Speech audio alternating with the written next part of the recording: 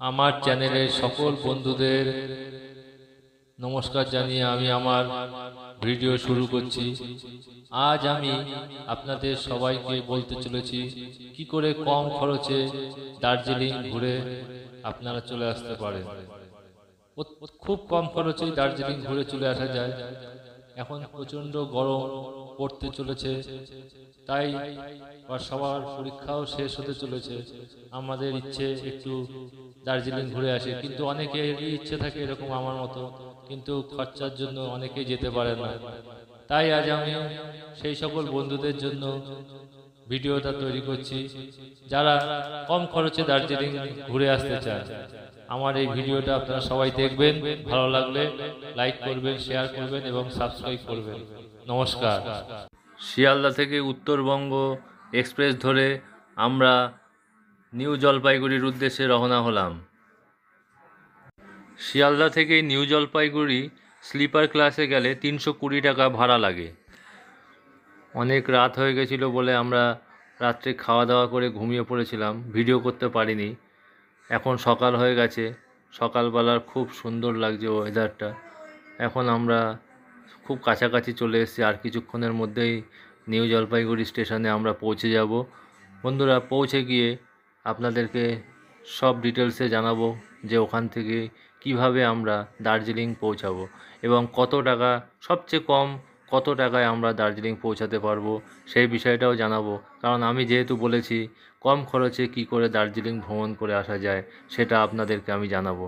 তাই আপনারা দেখতে থাকুন এবং শুনুন যে আমরা কত কম খরচে আমরা দার্জিলিং ভ্রমণ করে আসতে পারি। আমরা নিউ জলপাইগুড়ি পৌঁছালাম এবং সকাল 7টা বাজে।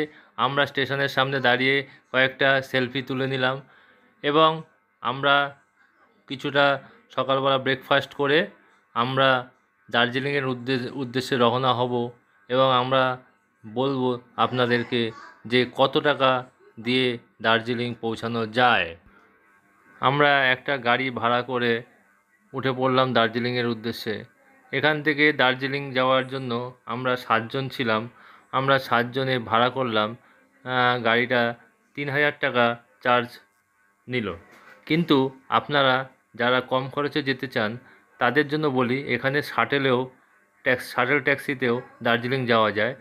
মাত্র 200 টাকা পার হেড, পার পার্সন 200 টাকা করে নেয়। আপনারা যদি 3 জন একসাথে যান তাহলে 600 টাকায় আপনারা পৌঁছে যেতে পারবেন দার্জিলিং। কোনো চিন্তা নেই, আপনারা চলে আসুন।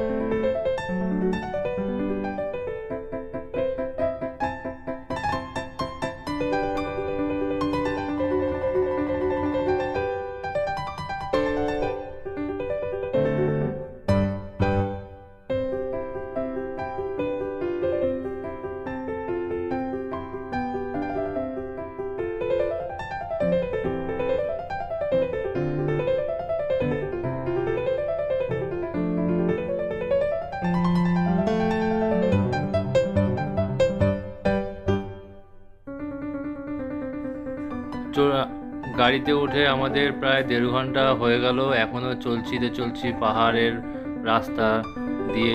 পাহাড়ের রাস্তার সৌন্দর্যই আলাদা, দুধারে পাহাড়ের খাদ, খুব সুন্দর লাগছে, অসাধারণ দৃশ্য, কি বলবো, না দেখলে বোঝা যাবে না। আমরা এবার একটু গাড়িটা দাঁড় করালাম, দাঁড় করিয়ে চা খেলাম এবং কয়েকটা সেলফি তুললাম এবং দার্জিলিংয়ের একটা খুব সুন্দর বাচ্চার ছবিও তুললাম।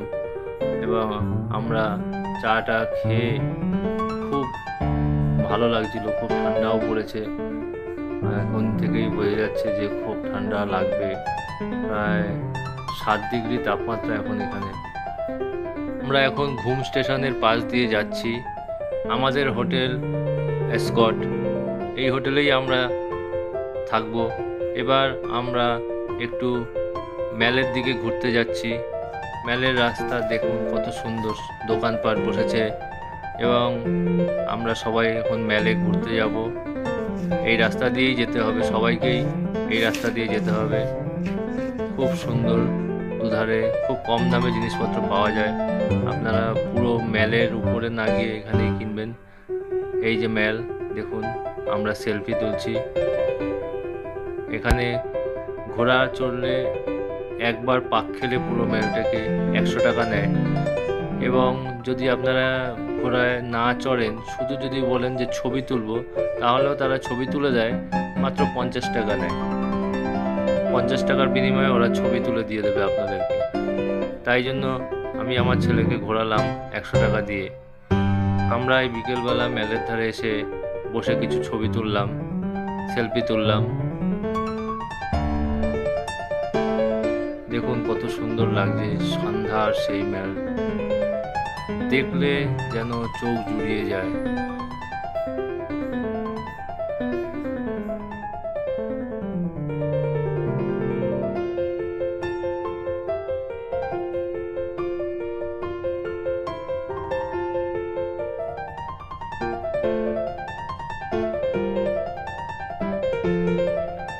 আমরা এখন মহাকাল মন্দিরের দিকে যাচ্ছি। এই মহাকাল মন্দির আমাদের দার্জিলিংয়ের ম্যাল থেকে অনেকটাই উপরে। হাঁটতে হাঁটতে প্রায় যেতে আধা ঘন্টা 40 মিনিট লাগে। অনেকটা উঁচুতে, যাদের বয়স হয়ে গেছে তাদের খুব কষ্ট হয়, এবং আমরাও গেছি খুব কষ্ট করে, আমাদেরও কষ্ট হয়েছে। অনেকটা উঁচুতে, কিন্তু খুব সুন্দর জায়গাটা। এখানে দেখলে মানে আসলে মনটা সত্যি ভরে যায়। একদম নিরিবিলি জায়গা, শান্ত, খুব শান্ত জায়গা। মানে কোনো যানজট নেই, কিছু নেই, আওয়াজ নেই, খুব নিরিবিলি জায়গা। ঠাকুর নমস্কার করলাম আমরা এখানে থেকে।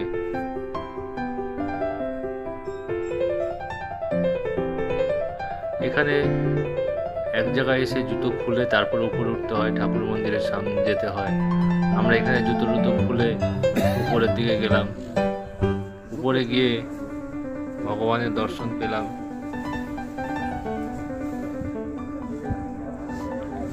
এবার আমরা আবার নিচে ফিরে যাব। নিচে ফিরে গিয়ে আপনাদেরকে আবার আমরা একটা বুদ্ধ মন্দিরের সামনে এসেছি, এসে কিছুটা ছবি তুললাম। এই জায়গাটাও খুব সুন্দর, অসাধারণ জায়গা। উঁচু থেকে খুব সুন্দর, ভালো লাগে দেখতে। আমরা দেখছি, আমাদের খুব ভালো লেগেছে জায়গাটা। পাহাড়ি সব গাছগাছরা, পাইন গাছের, বেশিরভাগ পাইন গাছ এখানে, খুব বড় বড় পাইন গাছ রয়েছে চারিদিকে। পাহাড়ের খুব সুন্দর লাগে দেখতে। আপনারা আসুন, আপনাদেরও খুব ভালো লাগবে এবং বলবেন যে কেমন। এখন আমরা রক গার্ডেনে এসে পৌঁছালাম। রক গার্ডেন জায়গাটাও খুব সুন্দর। মানে যাদের বমি আছে, বমি হয়, তারা একটু সাবধানে থাকবেন। বমির ট্যাবলেট অবশ্যই কাছে রাখবেন। এই জায়গাটা আসতে গেলে বমি হতে পারে। আমরা এখানে এসে কিছু ছবি তুললাম। ছবি তুলে ভালোই লাগলো। ঝর্ণা আছে খুব, একটা একটা করে। একদম আমরা উঁচুতে চলে গেলাম ঝর্ণা দেখতে দেখতে দেখতে। অনেকগুলোই ঝর্ণা আছে এরকম। দেখেছেন কত সুন্দর ঝর্ণা পড়ছে। ঝর্ণাগুলো উপর থেকে নিচে নামছে। আমরা নিচ থেকে একটা একটা করে সিঁড়ি ফিরিয়ে উঠে উঠে। খুব ভালো জায়গা। লোকেরা সবাই এখানে যাচ্ছে। কত সুন্দর ব্রিজ, ব্রিজের উপর দিয়ে আমরাও হেঁটে চলেছি। আমরা দুজনে নিরিবিলি যাচ্ছি।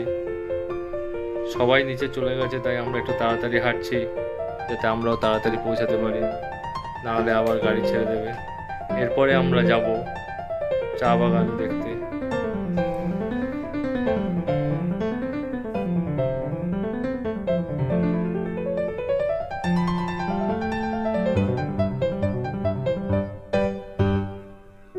এই দেখুন কত সুন্দর চা বাগানগুলো লাগছে দেখতে। আমরা এসছি এখানে চা বাগানে, কিন্তু সবাই ছবি তোলে, কিন্তু চায়ের এই বাগানে কিন্তু ছোট ছোট খুব জোক থাকে, যাদের জোকে ভয় আছে তারা একটু সাবধানে থাকবেন। এরকম ছবি তুলতে গেলে পায়ে উঠে যায়, গায়ের সাথে লেগে যায়। জোকের ভয় অনেকে, আমাদের খুব ভয় লাগছিল খুব। আমার ছেলে তো কোনো ভয় পাচ্ছে না, ও তো খেলায় পড়েই যাচ্ছে, ফোন ঘেটেই যাচ্ছে। দেখুন সবাই আছে এখানে, অনেকেই ছবি তুলছে, খুব সুন্দর লাগছে চা বাগানটা। বাহ, কি সুন্দর নাজারা, খুব ভালো খুব ভালো। আপনারা আসুন, খুব কম খরচে হয়ে যাবে।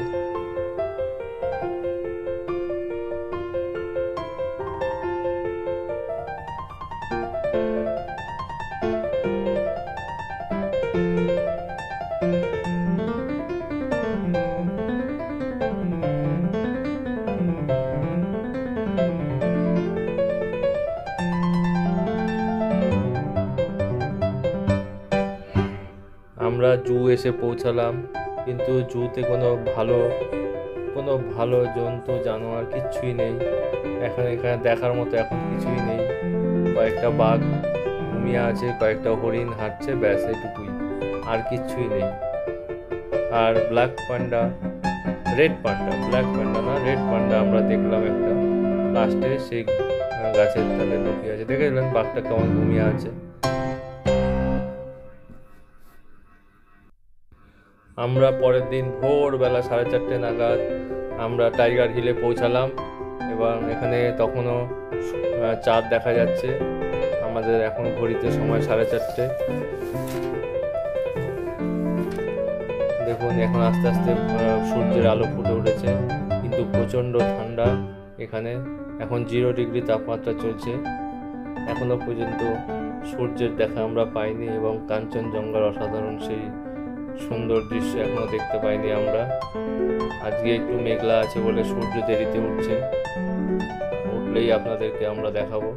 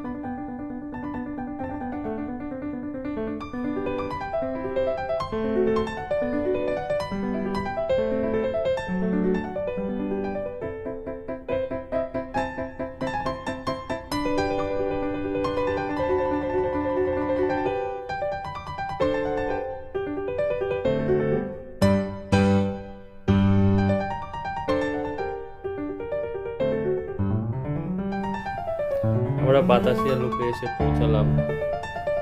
এখানে এই রেল লাইনটা ভারতবর্ষের সবচেয়ে উঁচুতে। আমরা এখান থেকে দার্জিলিং এর দেখা আছে, আই লাভ দার্জিলিং, এখানে কটা ছবি তুললাম, এবং বাতাসিয়া লুপের চারিদিকটা আমরা ঘুরে দেখলাম। খুব সুন্দর জায়গা। সকালবেলা আমরা এসেছি, খুব ভালো লাগছে দেখতে। অনেকেই এসছে, খুব ভালো, খুব সুন্দর।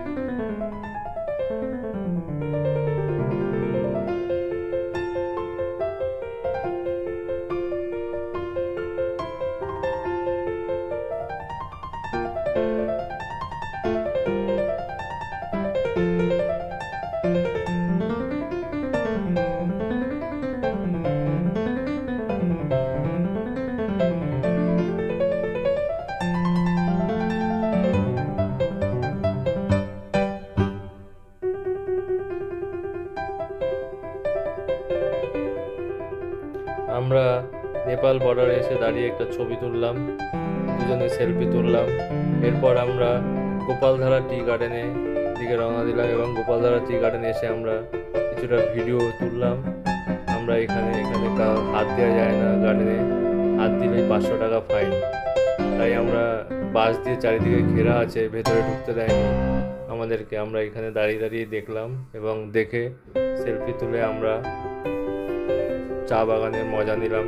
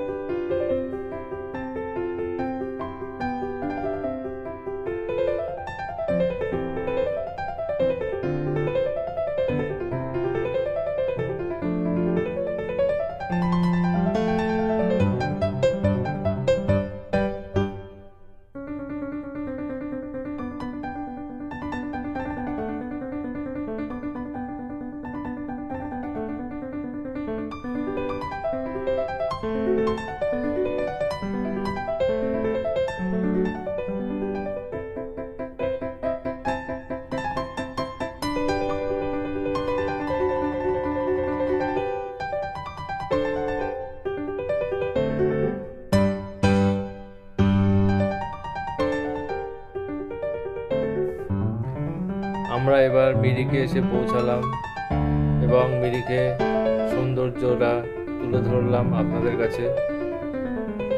দেখুন কেমন লাগছে। এর পরের ভিডিও আমি আরেকটা ভিডিও বানিয়ে আপনাদের কাছে নিয়ে আসব। ততক্ষণের জন্য ধন্যবাদ।